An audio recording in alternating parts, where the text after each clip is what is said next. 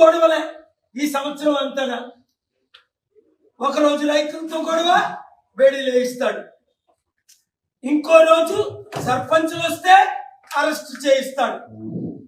ఇంకో రోజు నిరుద్యోగులు ఉద్యోగాలు ఇవ్వండి అంటే అరెస్ట్ చేయిస్తాడు. ఇంకొక రోజు మాకు పరీక్షలు పోస్ట్ పోన్ చేయించాడంటే లాఠీ చార్జీలతో కొట్టిస్తున్నాడు. ఒక సదాం హుస్సేన్ లాగా, ఒక కడాఫీ లాగా, ఒక డిక్టేటర్ అయిపోయాడు తమ్ముడు రేవంత్ రెడ్డి. చట్ట విరుద్ధంగా సొంత చట్టం పెట్టి జీవో 482 బిల్డింగులు నోటీసులు ఇవ్వకుండా అనేక బిల్డింగులు తమ్ముడు బిల్డింగులు కోల్చలేదు.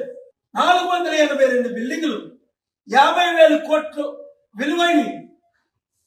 నేను కోర్టుకెళ్ళి కూల్చినందుకు కోర్టుకెళ్ళి ఈయన చట్ట విరుద్ధం పనులు చేస్తున్నాడని 5 సార్లు ఆర్గ్యూ చేసి